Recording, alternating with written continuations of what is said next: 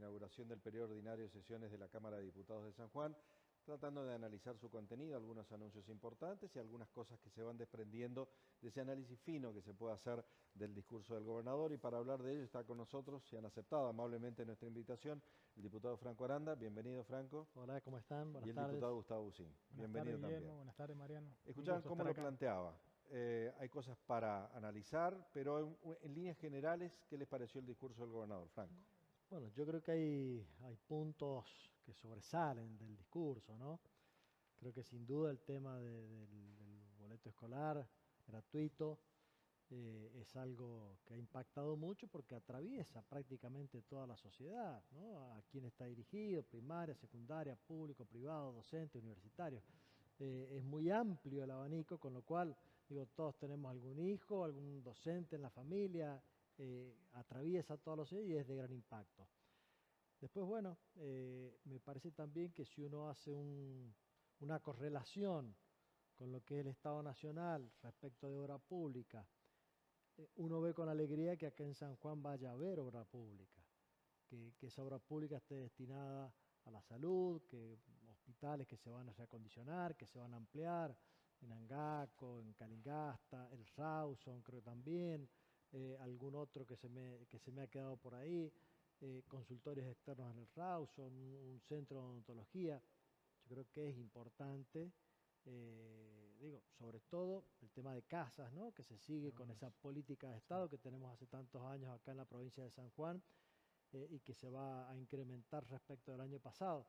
Yo creo que son temas que si uno los compara con lo que es el gobierno nacional, que hoy se ve más enfrascado en un show mediático, te diría, tratando de resolver su modelo económico con un préstamo en el Fondo Monetario Internacional, que en definitiva parece que fuera un préstamo más político a la libertad avanza, que después vamos a pagar todos los argentinos, que un préstamo destinado a obra pública, destinado a educación, destinado a transporte, a ferrocarriles, no. Aparentemente va para sostener el tipo de cambio para que este gobierno llegue hasta las elecciones.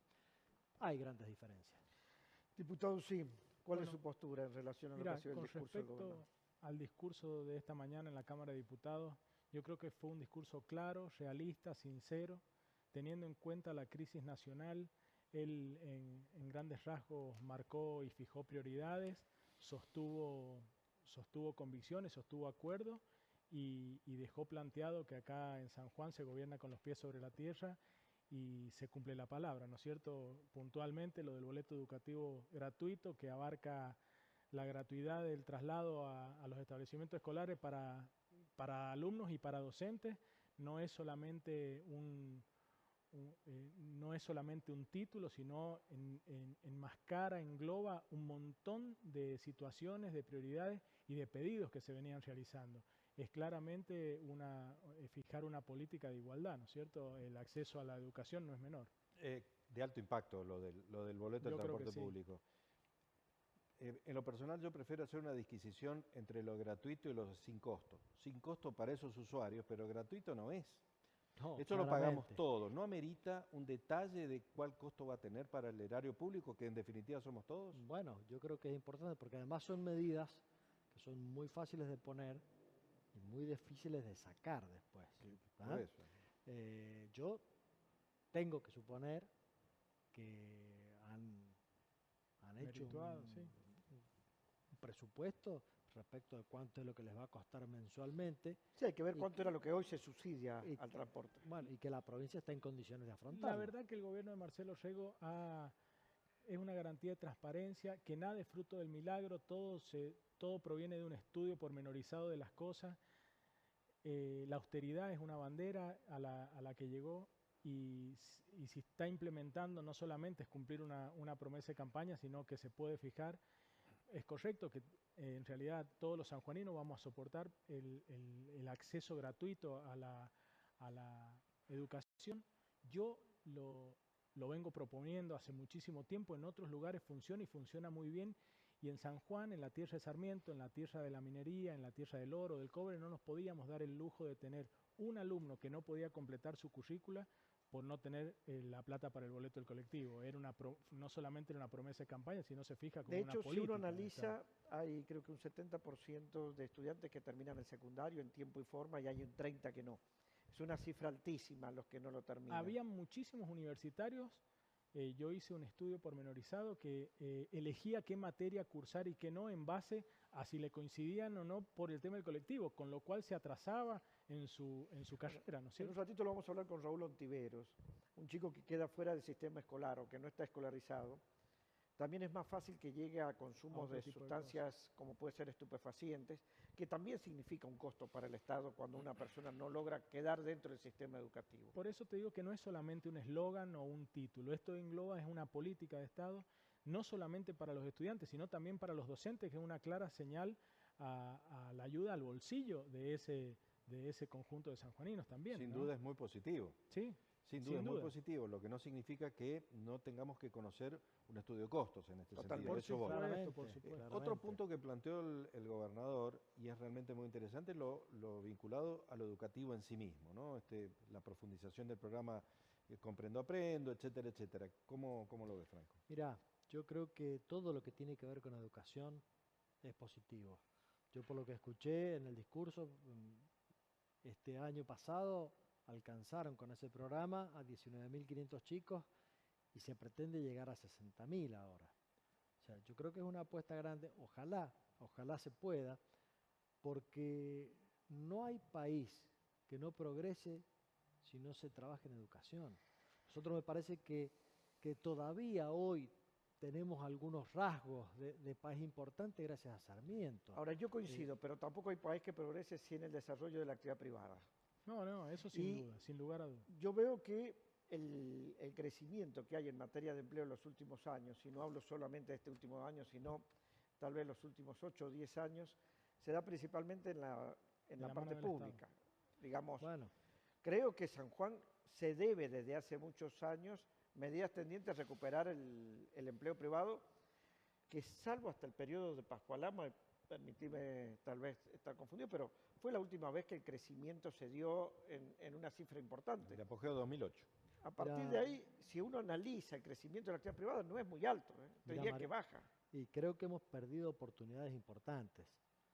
Pero de todas maneras, porque el empleo, uno puede generar políticas de empleo locales, digo, a lo mejor este proyecto que va a entrar a la Cámara, que tiene que ver con lo de los proveedores mineros locales, digo, puede servir para que se genere más empleo.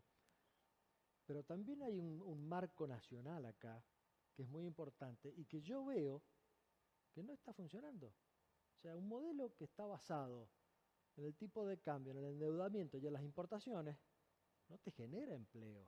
Yo no siento este gobierno nacional hablar de industria. Al contrario, con este tipo de medidas que se va tomando, vamos contra nuestra propia industria. Y terminamos haciendo una alineación automática en términos geopolíticos con Estados Unidos, que ellos protegen, a diferencia de nosotros, su industria. Fíjense todo el tema arancelario que está poniendo a un montón de países para proteger lo propio. Parece que sería bueno, en vez de esa alineación automática, que entiendo que es un socio comercial muy importante para Argentina y Estados Unidos, pero no tiene que ser el único. Digo, tenemos Brasil, que lo hemos dejado de lado, China, que es un jugador importante.